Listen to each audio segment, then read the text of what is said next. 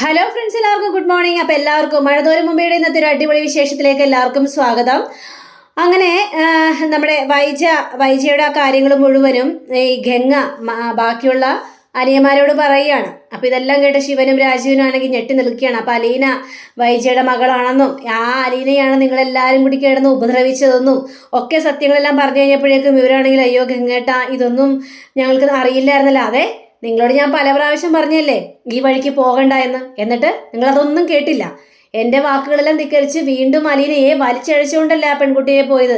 നിങ്ങൾ ഇത്രയും നാൾ ഇതെല്ലാം ചെയ്തത് സ്വന്തം പെങ്ങളുടെ മകളെ തന്നെയാണ് എന്ന് നിങ്ങൾ ഇപ്പം വിചാരിക്കണം. അതൊക്കെ കേട്ട് കഴിഞ്ഞപ്പോഴേക്കും തെറ്റു പറ്റിപ്പോയി, എന്ത് ചെയ്യണമല്ല അലീന എവിടെ എന്നൊക്കെ ചോദിച്ചു കഴിഞ്ഞപ്പോഴേക്കും അതാ ഞങ്ങൾ പറഞ്ഞത് തെറ്റു പറ്റിപ്പോയി, അവളുടെ ശല്യം സഹിക്കാനാവാതെ അവളെ ഞങ്ങൾ തട്ടിക്കൊണ്ട് പോയെന്നൊക്കെ ഇങ്ങനെ പറയുകയാണ് രാജീവനും ഗംഗയും കൂടി. ഇതൊക്കെ കേട്ട് കഴിഞ്ഞപ്പോഴേക്കോ നിങ്ങളൊക്കെ വളരെ ക്രൂരമായ മനുഷ്യന്മാരാണ്.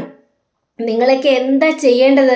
നിങ്ങളൊക്കെ ഇതേ ഒരിക്കലും ക്ഷമിക്കാൻ പറ്റാത്ത കാര്യങ്ങളാണ് ചെയ്തു കൂട്ടുന്നത്. ഇതല്ല ഈ സത്യങ്ങൾ മുഴുവനും വൈജ അറിഞ്ഞു കഴിഞ്ഞാൽ എന്തായിരിക്കും സ്ഥിതി? ഇനി ബാലേന്ദ്രന്റെ മുന്നിൽ ചെല്ലുക, അവനോട് മാപ്പ് പറയാ. ഇതൊക്കെ പറഞ്ഞു കഴിഞ്ഞപ്പോഴേക്കും ഇവർ രണ്ടുപേരും തലയും താത്തി ഇങ്ങനെ നിൽക്കുക. അങ്ങനെ പിന്നീട് കാണിക്കുന്നത് നമ്മുടെ ബാലേന്ദ്രനെയാണ്. അപ്പോൾ ബാലേന്ദ്രനും കൃഷ്ണമോളും കൂടി സ്റ്റേഷനിൽ പോയി പരാതി എല്ലാം കൊടുത്തിട്ട് നേരെ മടങ്ങുക. അപ്പോൾ വീട്ടിൽ ചെന്ന് കഴിഞ്ഞപ്പോഴേക്കും കൃഷ്ണമോൾ ചോദിക്കുകയാണ്, എന്താച്ചാ ഇവരെന്താ പറഞ്ഞത്? അലീന ചേച്ചിയെ കണ്ടെത്താനായിട്ട് സാധിക്കോ? അവർക്ക് നമ്മൾ ഒരു പരാതി കൊടുത്തിട്ടുണ്ട് മോളെ, പക്ഷേ അവര് അതിൽ എത്രത്തോളം സീരിയസ്നെസ് എടുക്കുമെന്ന് ഒരു പിടിയും കിട്ടുന്നില്ല. ഏതായാലും അലീന ഇങ്ങോട്ട് തിരിച്ചു വരണം, ഇല്ലെങ്കിൽ ശരിയാവില്ല. എല്ലാത്തിനെയും ഞാൻ പൂട്ടും. എൻ്റെ മോളെ എനിക്ക് കിട്ടണം. അലീന ചേച്ചിയെ അവർ ഉപദ്രവിക്കോ? ആരായിരിക്കും തട്ടിക്കൊണ്ടു പോയത്? നിന്റെ കൊച്ചച്ചമാരായിരിക്കും തട്ടിക്കൊണ്ടു പോയത്, അല്ലാതെ വേറെ ആര് തട്ടിക്കൊണ്ടു പോകാനായിട്ട്? അവരെ കൊണ്ട് തന്നെ അലീന എവിടെയുണ്ടെന്ന് സത്യം പറയിപ്പിക്കണം മോളെ. ഇതൊക്കെ കേട്ട് കഴിഞ്ഞപ്പോഴേക്കും അച്ഛന് ഭയങ്കര സങ്കടമായല്ലേ? സങ്കടമായി മോളെ, നീ ഏതായാലും പോയി കിടന്ന് ഉറങ്ങാൻ നോക്കുക എന്ന് പറഞ്ഞപ്പോഴേക്കും വേണ്ട അച്ഛാ, ഞാൻ ഏതായാലും ഉറങ്ങുന്നില്ല, ഞാനിവിടെ തന്നെ ഇരുന്നോളൂ.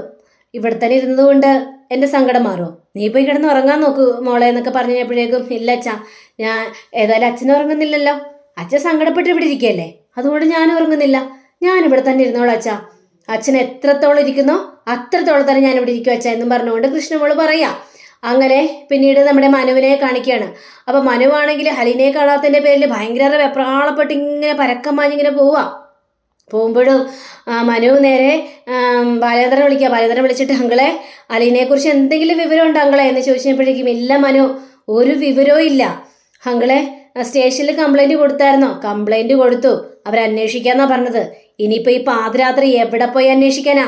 കൊണ്ടുപോയവർ തന്നെ തിരിച്ചു കൊണ്ടുവരട്ടെ അലീനയെ, അവരെ കൊണ്ട് ഞാൻ കൊണ്ടുവരിക്കും മനു. ഇതൊക്കെ കിട്ടുമ്പോഴേക്കും അങ്കളെ ഒരു മനസ്സമാധാനം ഇല്ലാതായി പോയല്ലോ അങ്കളെ. അല്ല, ആരാണ് അലീനയെ തട്ടിക്കൊണ്ടു പോയതെന്ന് ചോദിച്ചപ്പോഴേക്കും ആരാ? നിന്റെ അച്ഛനും കൊച്ചച്ഛനും തന്നെയാണ് അലീനയെ തട്ടിക്കൊണ്ടു പോയത്, അല്ലാതെ വേറെ ആരാ? അങ്കളെ ശരി അങ്കളെ, ഞാനൊന്ന് കൊച്ചച്ഛനൊന്ന് വിളിച്ചു നോക്കട്ടെ എന്നൊക്കെ പറഞ്ഞുകൊണ്ട് ഫോൺ വയ്ക്കാം. അങ്ങനെ നമ്മുടെ മനു ആണെങ്കിൽ ഒരു കൂട്ടുകാരനെ വിളിക്കുകയാണ്. എടാ ഞാനിപ്പോൾ അങ്ങോട്ട് വരാടാ, എനിക്കൊരു അത്യാവശ്യ കാര്യം പറയാനുണ്ടെന്ന് പറഞ്ഞുകൊണ്ട് അങ്ങനെ മനു ആ ഒരു കൂട്ടുകാരൻ്റെ വീട്ടിലേക്ക് പോവുകയാണ്. നീ അവിടെ നിൽക്ക്, ഞാനിപ്പോൾ തന്നെ വരാമെന്ന് പറഞ്ഞ് ഗേറ്റ് തുറക്കാനായിട്ട് പറഞ്ഞു. വേണ്ട, ഗേറ്റ് തുറക്കണ്ട, അലീന ഇങ്ങോട്ട് വന്നു എന്ന് ചോദിക്കണം. അലീനയോ? അലീന എന്തിനാ ഇങ്ങോട്ട് വരുന്നത്? അലീന ഇങ്ങോട്ടൊന്നും വന്നില്ലല്ലോ. ഇല്ലേ? എന്താടാ, വീട്ടിലെല്ലാവരും കിടന്ന് ഉറങ്ങി, നീ അത്തോട്ട് കയറി വാ. വേണ്ട, ഞാൻ വരുന്നില്ല, എനിക്ക് അത്യാവശ്യമായിട്ട് ഒരിടം വരെ പോകാനുണ്ടെന്ന് പറഞ്ഞുകൊണ്ട് മനു ആണെങ്കിൽ വെപ്രാളപ്പെട്ട് പോവുക. അങ്ങനെ മനു ഓരോരുത്തരോടും ചോദിക്കുകയാണ്. അങ്ങനെ ഒരു അങ്കിളടുത്ത് ചോദിച്ചു കഴിഞ്ഞപ്പോഴേക്ക് നീ എന്തിനാ അലീനയുടെ പിന്നാലെ നടക്കുന്നത്? അവൾ പോയതുപോലെ തന്നെ തിരിച്ചു വരുമെന്നേ, അതിനെക്കുറിച്ച് ഒന്നും ടെൻഷൻ അടിക്കേണ്ട ആവശ്യമില്ല. ടെൻഷൻ അടിക്കേണ്ടെന്നോ? എല്ലാവരും കൂടി ചെയ്തു വെച്ചിട്ട് ഇപ്പം ടെൻഷൻ അടിക്കേണ്ടെന്ന് പറയുകയാണോ? അലീനയെ എങ്ങനെയും കണ്ടെത്തില്ലെങ്കിൽ എല്ലാവരും കുടുങ്ങും എന്ന് മനു പറയാ. അങ്ങനെ ഹോസ്പിറ്റലിൽ കാണിക്കുകയാണ്. അപ്പോൾ വൈജയ്ക്ക് വേണ്ടി കൂട്ടിരിക്കുകയാണല്ലോ നമ്മുടെ ബാലേന്ദ്രൻ്റെ പെങ്ങള്. അപ്പോൾ പോലീസുകാർ വന്നിരിക്കുക. അപ്പോൾ പോലീസുകാർ വന്നിട്ട് ഒരുത്തരെയും ചോദ്യം ചെയ്യുകയാണ്. നിങ്ങൾ ആരാണ്? ഞാൻ ബാലേന്ദ്രൻ്റെ പെങ്ങളാണെന്ന് പറയുകയാണ്. ഓ, നിങ്ങളാണോ ബാലേന്ദ്രൻ്റെ പെങ്ങള്? അതെ സാർ. അല്ല, അലീന എപ്പോഴാണ് ഇവിടുന്ന് ഇറങ്ങിപ്പോയത്? നിങ്ങളോട് എന്തും പറഞ്ഞിട്ടാണ് അലീന ഇറങ്ങിപ്പോയത് എന്ന് ചോദിക്കുമ്പോൾ അത് പിന്നെ സാർ, ഞാൻ നേരെ വീട്ടിലേക്കാണ്, ഞാൻ നാളെ വരാം എന്നും പറഞ്ഞുകൊണ്ട് അലീന ഇറങ്ങിപ്പോയത്. വീട്ടിലേക്കാണെന്നും പറഞ്ഞുകൊണ്ടാണ് ഇറങ്ങിപ്പോയത്? അതെ, വീട്ടിലേക്കാണെന്നും പറഞ്ഞുകൊണ്ട് ഇറങ്ങിപ്പോയത്.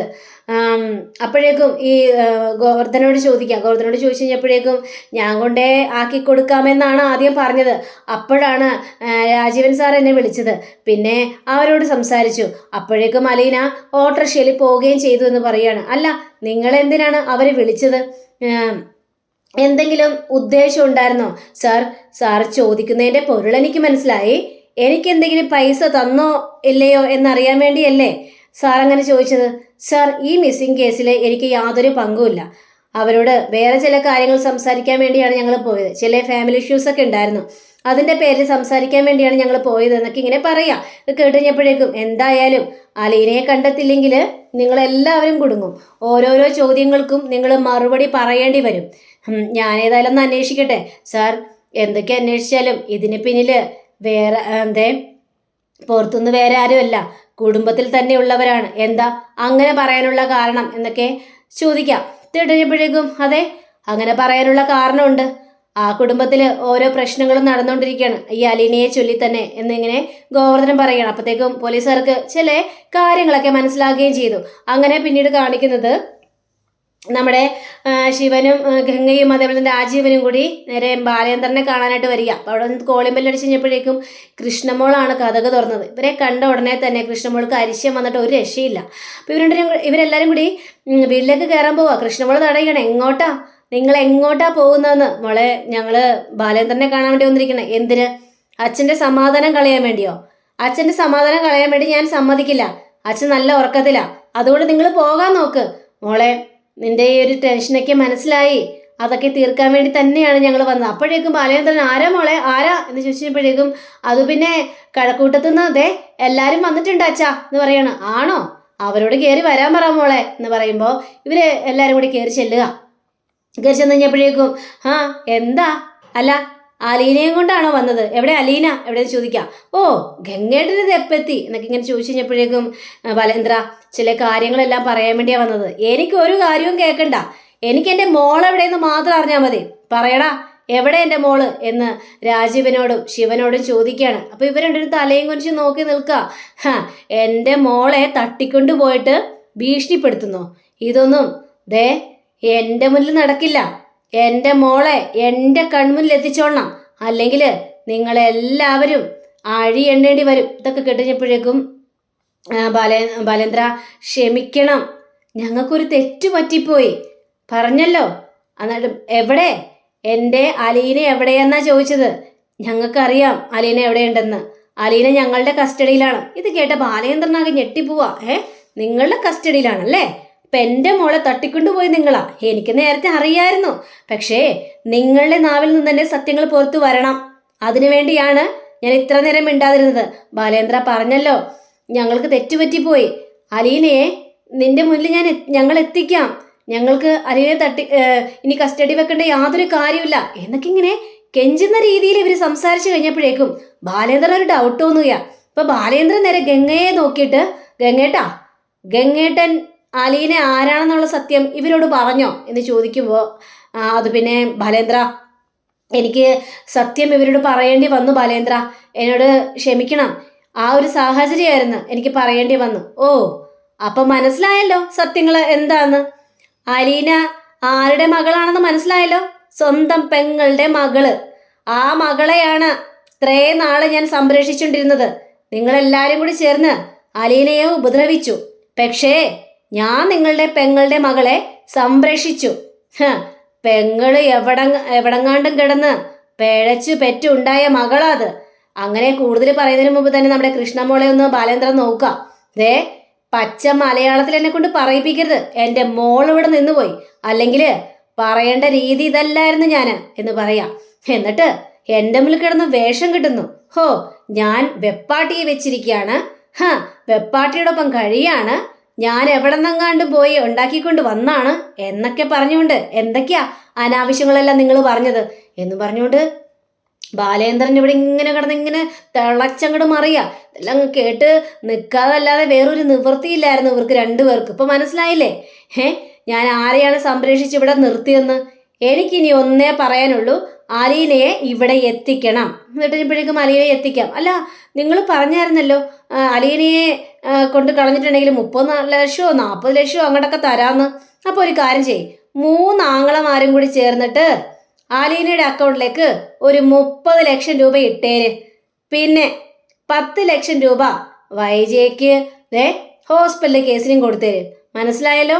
ഇതൊക്കെ കേട്ട് കഴിഞ്ഞപ്പോഴേക്കും ഗംഗയാണെങ്കിൽ ബാലേന്ദ്ര, എന്ത് വേണമെങ്കിലും ചെയ്യാം. പക്ഷെ ഞങ്ങൾക്കൊരു കണ്ടീഷൻ ഉണ്ട്. കണ്ടീഷനോ? എന്ത് കണ്ടീഷൻ?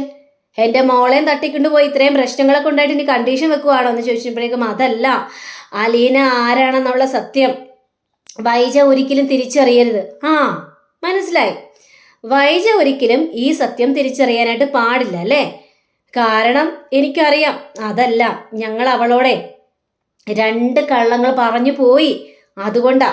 ഇനി അവള് ഈ സത്യങ്ങളെല്ലാം അറിഞ്ഞു കഴിഞ്ഞിട്ടുണ്ടെങ്കിൽ ഞങ്ങളുമായിട്ടുള്ള എല്ലാ ബന്ധങ്ങളും അവൾ അവസാനിപ്പിക്കും. പിന്നെ എന്താ ചെയ്യാൻ പോകുന്നതെന്ന് ഒരു എത്തും പിടിയും കിട്ടില്ല ബാലേന്ദ്ര.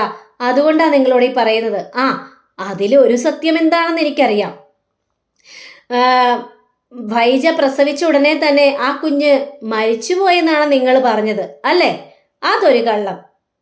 പിന്നെ വേറൊരു കള്ളമെന്ന് പറഞ്ഞു കഴിഞ്ഞാൽ ആ സത്യം തുറന്നു പറഞ്ഞാൽ നിങ്ങളെല്ലാവരും കൊലക്കുറ്റത്തിന് ജയിലിൽ പോകേണ്ടി വരും. എന്താ, അതെന്നെ കൊണ്ട് പറയിപ്പിക്കണോ? ഇത് കേട്ട് കഴിഞ്ഞപ്പോഴേക്കും ബാലേന്ദ്ര ഒന്ന് നിർത്ത്. അതെല്ലാം അവിടെ നിൽക്കട്ടെ. അതെല്ലാം കഴിഞ്ഞുപോയ വിഷയങ്ങളല്ല. അതെല്ലാം നമുക്ക് പറയേണ്ട ആവശ്യമില്ല. പക്ഷേ ബാലേന്ദ്ര, ഞങ്ങൾ ഈ പറഞ്ഞ കണ്ടീഷൻ ഒന്ന് അംഗീകരിക്കണം പ്ലീസ് എന്നിങ്ങനെ ബാലേന്ദ്രനോട് പറയുമ്പോൾ, ഞാൻ ഏതായാലും വൈജയോട് പറയാൻ പോകുന്നില്ല. ഞാൻ വൈജയോട് ഈ സത്യങ്ങളെല്ലാം പറഞ്ഞു കഴിഞ്ഞിട്ടുണ്ടെങ്കിൽ അവളുടെ ഭർത്താവായിട്ട് ഞാൻ പിന്നെ വൈജയുടെ ജീവിതത്തിൽ ഉണ്ടാവില്ല. അതന്നെ ബാലേന്ദ്ര ഞങ്ങളും പറയുന്നത്. നിങ്ങളുടെ ജീവിതം ചിഹ്നം ഭിന്നമായി പോകാൻ നിൽക്കരുത്. അതുകൊണ്ട് വൈജയോട് സത്യങ്ങളൊന്നും പറയരുത്. ഇങ്ങനെ തന്നെ അങ്ങോട്ട് മുന്നോട്ട് പൊയ്ക്കോട്ടെ. എന്ത് വേണമെങ്കിലും തരാം. ഞങ്ങൾ അലീനയെ പഠിപ്പിക്കാം. പിന്നെ അലീനയ്ക്ക് വേണ്ട കാര്യങ്ങൾ മുഴുവനും ചെയ്യാം. അവളുടെ കല്യാണം ആഡംബരമായിട്ട് നടത്തണോ? അവളുടെ കല്യാണം ആഡംബരമായിട്ട് നടത്താം. ഞങ്ങളുടെ കയ്യിൽ അത്രയും പണങ്ങളും കോടികളൊക്കെ ഉണ്ട്. പിന്നെ അവളുടെ പേരിലേക്ക് കോടികളൊക്കെ ഞങ്ങൾ നിക്ഷേപിക്കാം. എന്ത് വേണമെങ്കിലും ചെയ്യാം. പക്ഷേ ഈ ഒരു കണ്ടീഷൻ മാത്രം ഞങ്ങൾക്ക് ചെയ്തു തന്നാൽ മതിയെന്ന് ഇവര് പറയാ. ഇതെല്ലാം കേട്ട് കഴിഞ്ഞപ്പോഴേക്കും നമ്മുടെ ബാലചന്ദ്രനൊന്ന് തല കുലുക്കി ഇങ്ങനെ നിൽക്കാം. അപ്പം അങ്ങനെയും കാണിച്ചുകൊണ്ടാണ് നമ്മുടെ ഇന്നത്തെ റിവ്യൂടെ അവസാനിച്ചിരിക്കുന്നത്. അടുത്ത റിവ്യൂവിനായി കാത്തിരിക്കണേ. അപ്പം എല്ലാവർക്കും നല്ലൊരു ദിനം ആശംസിച്ചുകൊണ്ട് തന്നെ നമസ്കാരം. Thank you. ബൈ.